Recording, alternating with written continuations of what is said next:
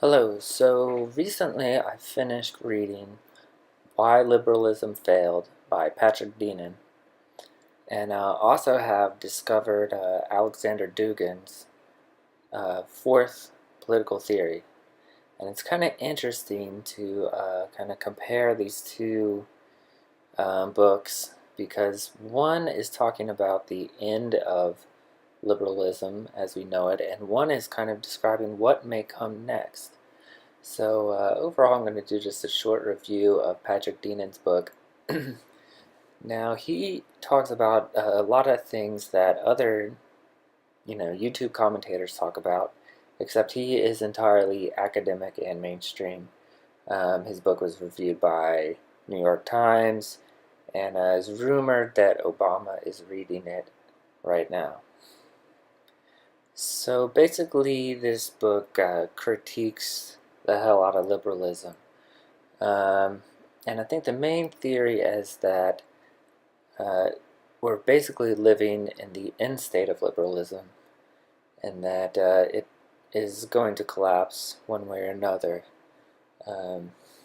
We can see this somewhat through a declining influence of, say, Western Europe, the birthplace of liberalism, and the rise of China, Russia, and resurgent nationalism all through Europe and America. Now, the main critique of liberalism is that what it creates is an anti-culture, and that it inevitably strips away unique peoples of their cultures and traditions and leaves them with a void, which is basically the fatal flaw of liberalism. And that to resist it, liberalism requires more and more kind of authoritarian laws, restraints to keep the kind of order in place. And I think you can see this now. I think that younger generations are kind of lacking for a coherent identity, especially in Western nations. So how that kind of dovetails with Alexander Dugin's fourth political theory is that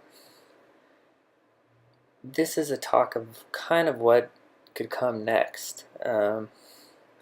It's not Marxism, it's not liberalism, it's not fascism.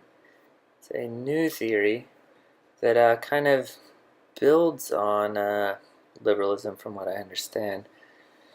But I haven't read up enough to really quite grasp it, but I thought these two things were interesting, and kind of just coincidental that I would find them both at the same time.